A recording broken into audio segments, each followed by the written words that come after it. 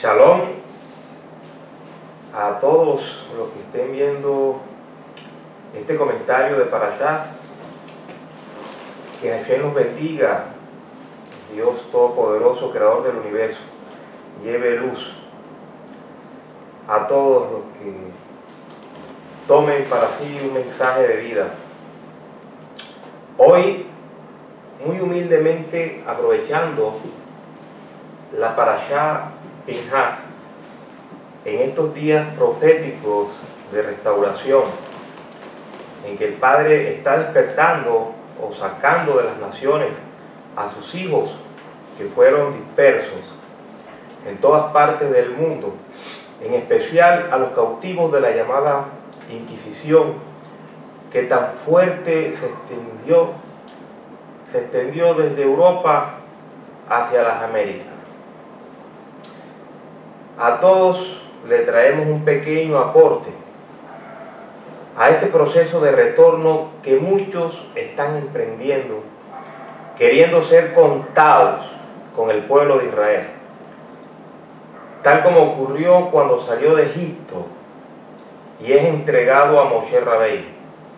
Asimismo, como cuando este siervo, antes de morir, devuelve contadas a sus ovejas para que entren a tomar la tierra prometida. Y tal como se hacía cada vez que las tribus de Hashem, después de una gran tribulación, subían a Jerusalén en unidad, como lo representa nuestra menorá, pero en verdadera teshuvá, con luz, logrando con esfuerzo y con el aporte de cada individuo la añorada construcción del Bet Hamikdash.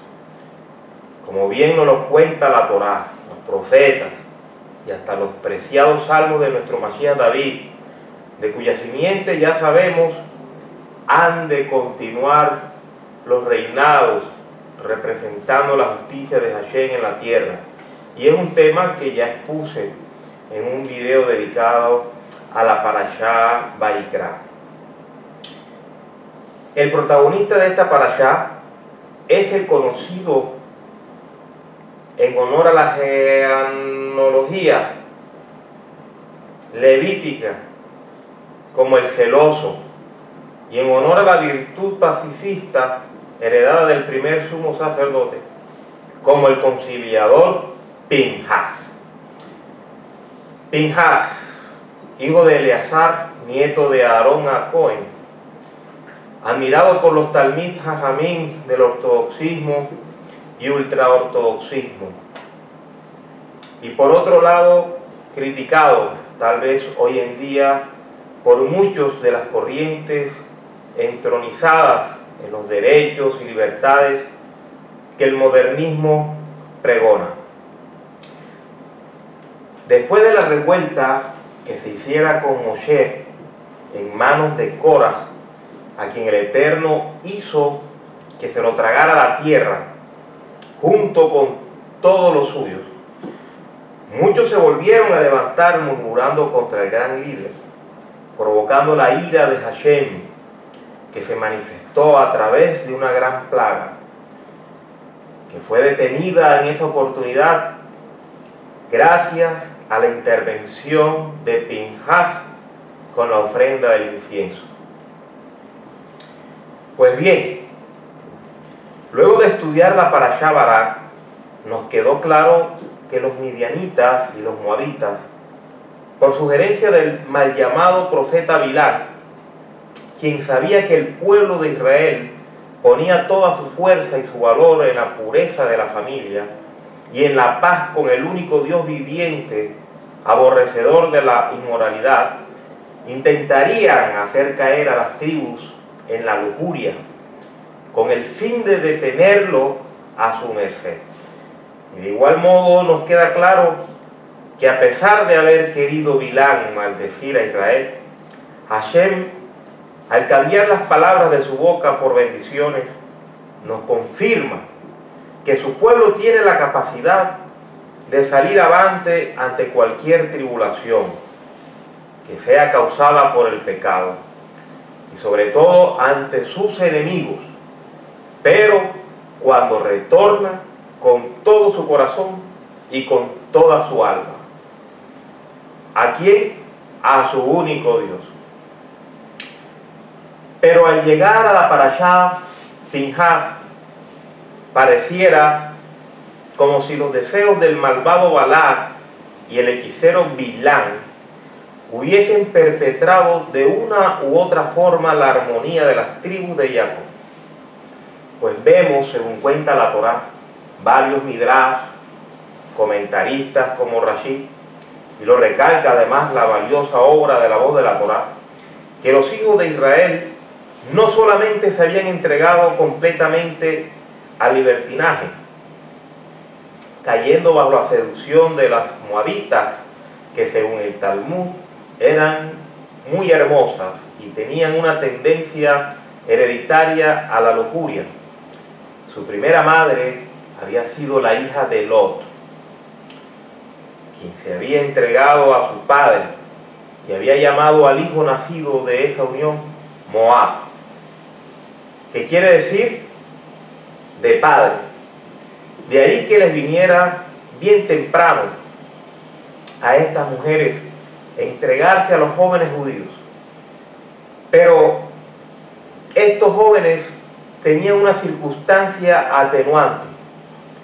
Se habían profanado, como indican los comentarios de Génesis 9:20, Levítico 29,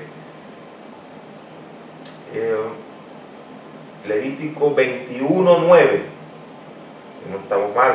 Habían lamentablemente bebido de la fuente que brotaba en Shittim, donde la gente de Sedón apagaba la sed. Y los comentarios de los sabios nos enseñan que hay fuentes que embellecen y otras que afean. Cuando los hijos de Israel pasaron por Pihahirot, donde emanaba una fuente semejante, se abstuvieron de beber, y hasta entonces jamás se habían entregado al desenfreno. Bueno, pero fue tanto el desenfreno causado por la fornicación de los jóvenes con estas mujeres, que llegaron al punto de acceder ante Baal Peor, provocando así la cólera de Hashem, de tal manera que la única forma que tuvo el pueblo para poder aplacar una nueva plaga que representaba la furia del Todopoderoso fue la de ahorcar a los dirigentes del pueblo, a los ojos de todos, sí, expuestos a los rayos del sol, según nos comenta Rashi, que dice el Midrash Agádico. Según el Zohar sagrado, los pecadores debían ser castigados en público porque se trataba de un pecado cometido con los órganos genitales que llevan el sello de la Sagrada Alianza con Hashem. Por otro lado, según Rabí Yohanan ben Berocá, quien quiera que profane el nombre del cielo en secreto será castigado por ello en público, ya sea que la profanación del cielo haya tenido lugar por error o conscientemente.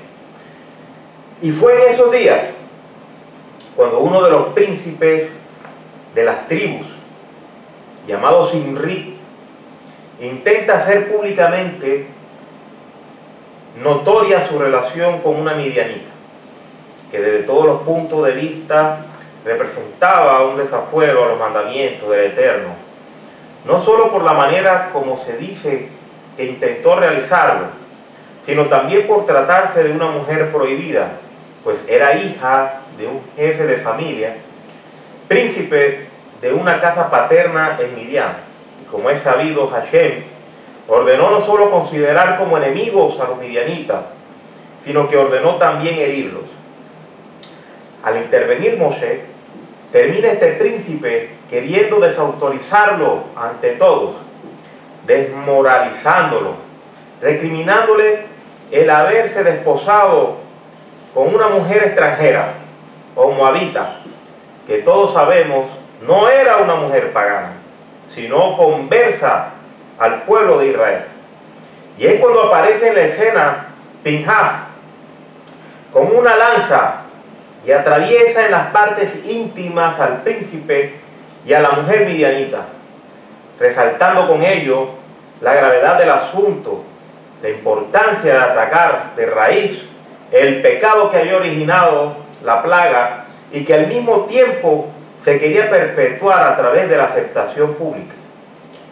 Este acto, en lugar de ser reprochado por Hashem, resulta siendo recompensado, concediéndose a Pinhas un pacto eterno de sacerdocio para él y sus descendientes, considerándose su acto como una expiación por los hijos de Israel que actuaría para siempre por el perdón. Según el Targum Yonatán, Hashem prometió una alianza eterna e hizo de Pinhas un ángel viviente por la eternidad, para que anunciara la liberación hasta el final de los tiempos. Y de acuerdo a Rabbi Shimon ben Lakish en el Yalkut, Pinhas y Elías son idénticos, pues dice el Eterno a Elías: puesto que tú has hecho paz entre Israel y yo en este mundo, así la harás en el futuro. Es por esto, amados, que está escrito en los últimos versículos del último profeta de Israel lo siguiente: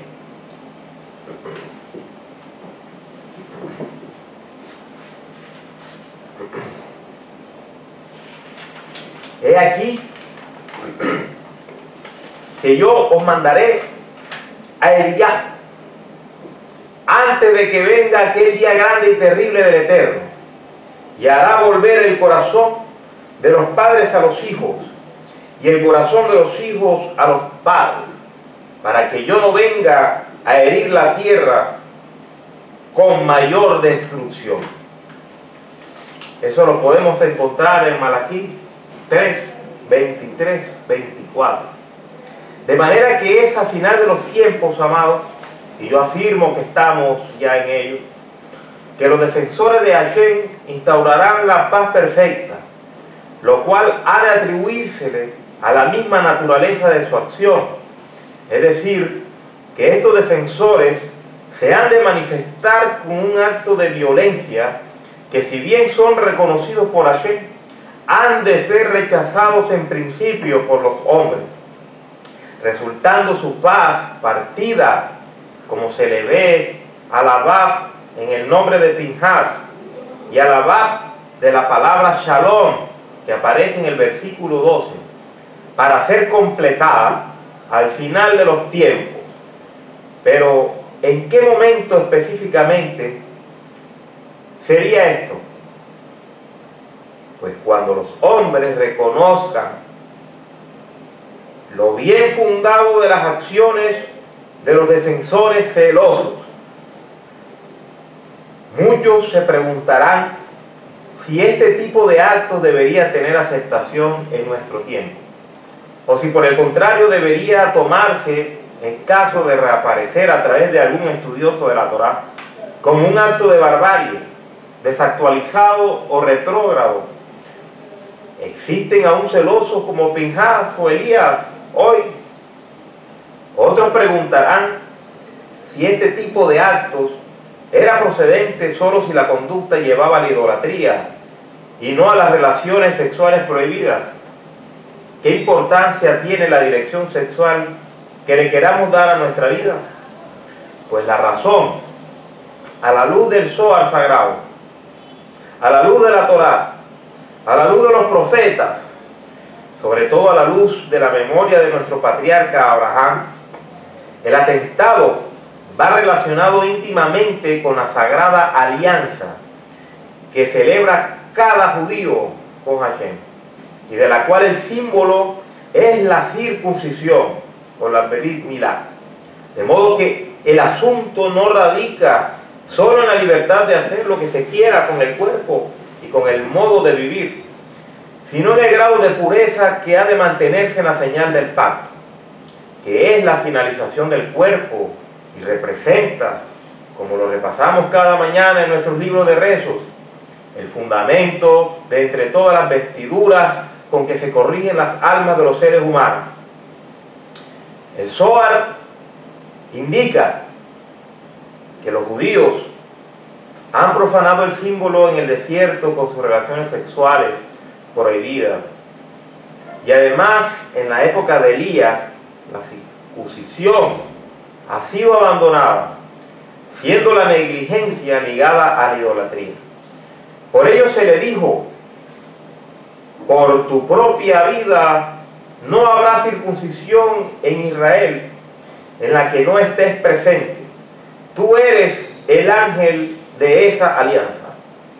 Es por eso que se instala una silla al lado del niño que va a entrar en la alianza de la circuncisión, la cual debe tener un entendimiento de alcance superior, pues a Malají se le dijo: Ahamim Bea Shalom, mi pacto es con él, la vida y la paz. Al leer los profetas, en especial Ezequiel 22, nos damos cuenta que no queda duda alguna de que las razones causantes de la destrucción del Bet Hamikdash no solo fue el odio gratuito hacia el prójimo, sino también la inmoralidad. Él resalta las relaciones prohibidas, el llegarse a la mujer del prójimo, no hacer diferencia entre lo sagrado y lo profano, violentar el Shabbat. Si leemos el Shulchan Aruch Sefaradi, por ejemplo, vemos en la sección que trata de los pecados morales, en especial el de hacer o provocar la lashon hara, o murmuración verdadera o falsa hacia el prójimo. Se comenta que además de este pecado, el de tener relaciones sexuales prohibidas, también causó la destrucción del santo templo. Si leemos la Torá, vemos que es abominación para Hashem que un hombre o una mujer tenga relaciones con otro del mismo sexo.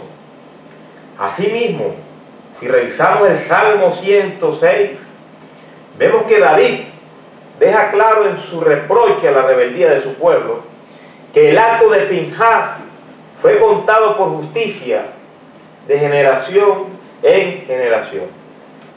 Es decir, que entonces sí tenía razón el malvado Bilán al afirmar que el Dios de Israel odiaba la inmoralidad. En nuestros días, amados, ya se están manifestando celosos, o al parecer los descendientes de Pinhas o representantes de Elías en Israel, llamando a ese reconocimiento público del celo por los mandamientos de Hashem. Pero desafortunadamente, tal como lo explicamos anteriormente, aún son actos que, si bien son reconocidos por la Torá, por otro lado son reprochados por el hombre. Supimos a través del diario local Haaretz, si estamos en lo cierto, de Jerusalén, de un sádic ultraortodoxo judío llamado Yisai Hishel, que después de pagar una condena de 12 años de prisión por haber apuñalado a 3 personas en el desfile del orgullo gay del año 2005, el 30 de julio de 2015 hirió a varias personas y asesinó a un adolescente en el desfile del orgullo gay de Jerusalén, por lo que fue condenado en el tribunal del distrito de Jerusalén a cadena perpetua y a pagar una millonaria indemnización a las familias de los heridos y del adolescente asesinado. Veamos qué dijo el señor juez que condenó a este personaje.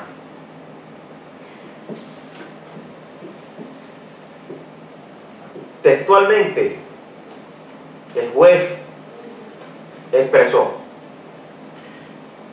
una persona que se ve a sí mismo como un asesino y capaz de quitar la vida no puede caminar libremente por las calles de Jerusalén, ni de ningún otro lugar.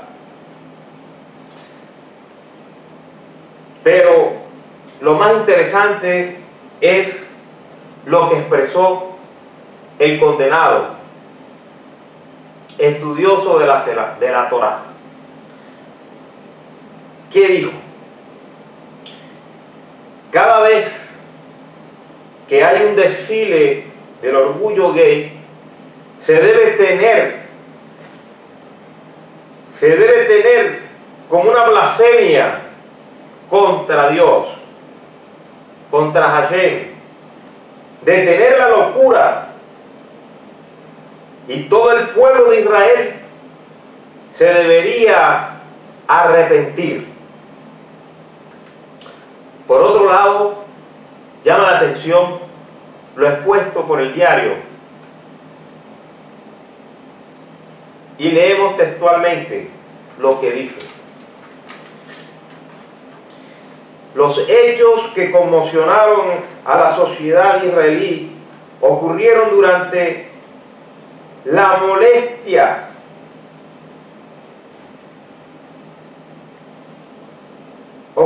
durante la modesta marcha del orgullo gay en Jerusalén, que apenas recorre 800 metros por el centro de la ciudad, en lo que pretende ser una protesta contra la intolerancia de la conservadora Ciudad Santa. En ese sentido, se diferencia de la más festiva que se celebra cada año en Tel Aviv, donde las libertades de esa comunidad están mucho más garantizadas.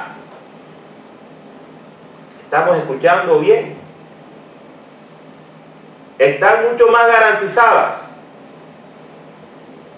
La marcha de Jerusalén del año pasado estuvo custodiada por cientos de agentes. ¿Cómo? Custodiada por cientos de agentes de varios cuerpos de la policía, y por un helicóptero que sobrevolaba la zona. Pero el vasto despliegue policial no fue suficiente para impedir la rápida carrera del atacante, que se había guarecido tras el muro de un pequeño supermercado, desde el que asaltó a sus víctimas en medio de la confusión.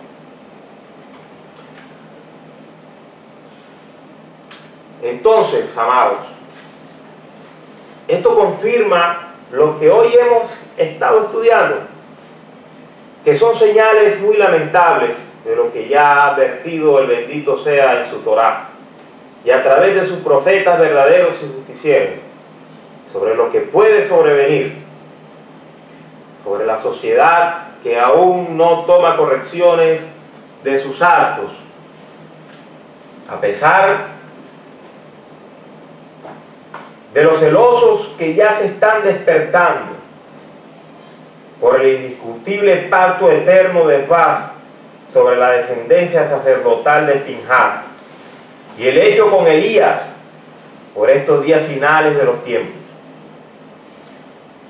Apelando a lo que enseña la Torá, las notas de Maimónides, de muchos sabios maestros de la Torá, muy por encima de lo que representa penalmente o jurídicamente el día de hoy este tipo de actos, y el derecho claro está que le asiste a todas las personas de vivir según el libre albedrío que Hashem bien ha concedido, como nos lo recuerda la Parashá Re'eh.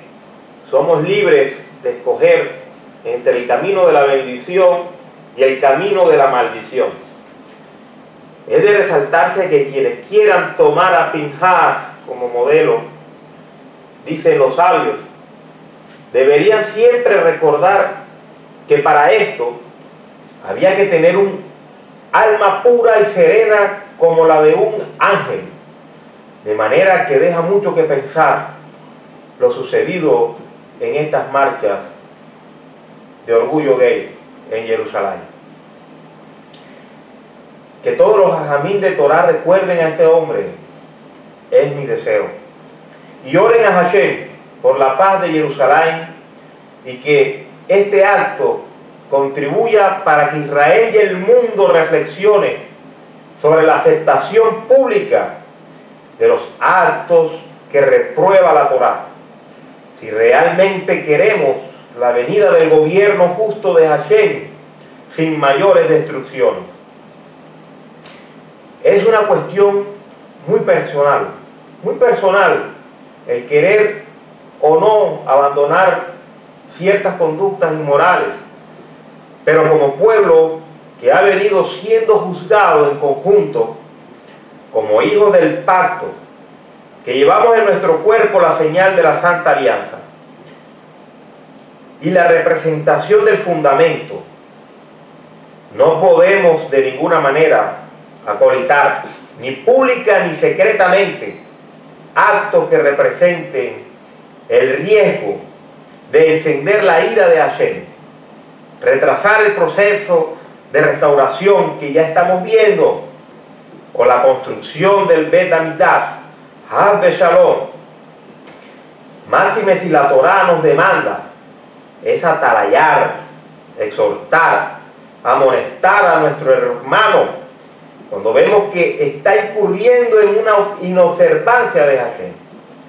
Si bien la Torá es abierta a todos los que tengan sed, también lo es que quien se encuentre en esa actitud debe ser también consecuente. Su retorno ha de ser en verdadera teshuvá, en una predisposición de cumplir con los misbot, con los hukim y los mispatim, en actitud de arrepentimiento, no en un actuar hipócrita o de cinismo, consentido por los que tengamos la misión de tocar el shofar y enseñar la Torá. Si de veras queremos ser contados y no queremos ser reunidos para el exterminio, expulsados de Jerusalén o juzgados como rebeldes, como bien lo dice la profecía, que ha de ocurrir para cuando suban todas las tribus a Jerusalén en estos últimos tiempos. Tenemos que ser celosos, amados, como Pinhas, como Elías, tal vez no matando a nadie, de eso no se trata, pero sí trabajando en la reflexión constante de nuestros actos y el de nuestros hermanos judíos, presionando, sí señores, presionando al abandono de las desviaciones morales que tarde o temprano pueden desembocar también en la idolatría. Los pueblos idólatras no llevan la señal del pacto, nunca la han llevado. Y pues en mi sentir, si invalidamos la señal de la alianza, nos equiparamos a uno de ellos, a un idólatra, y hasta podemos llegar a ser influenciados por los falsos dioses, como en tiempos antiguos. Hermanos, regresemos libres de culpas, en una completa pureza familiar, buscando la santidad que demanda Hashem, como santo que es Él. La paz con Hashem es innegociable. Seamos cuidadosos, seamos celosos de cualquier iniquidad o injerencia en nuestras sinagogas. Si tu hermano, si tu hermano, o tú que me estás viendo, te encuentras luchando con alguna conducta reprochable por Hashem, sé valiente y esfuérzate. Retorna con sinceridad, con verdadera teshuvá, en la actitud que el mismo rey David en su Salmo 51 nos muestra con mucha humildad, al decir: ten piedad de mí, oh Hashem, conforme a la multitud de tus piedades, borra mis rebeliones, lávame más y más de mi maldad, y límpiame de mi pecado, porque yo reconozco mis rebeliones y mi pecado está siempre delante de mí. Si no es en estos términos, querido hermano, que has querido regresar a la Torá de Hashem, si has regresado a Israel para burlarte de la palabra del Todopoderoso, yo te recomiendo que huyas de la ira y que salgas de Israel, para que no seas reunido entre Jerusalén, para ser fundido entre el fuego, como bien lo advierte Ezequiel 22. De lo contrario, arrepiéntete y vuélvete de corazón. Que Hashem tenga rajen de Israel, de todo el mundo.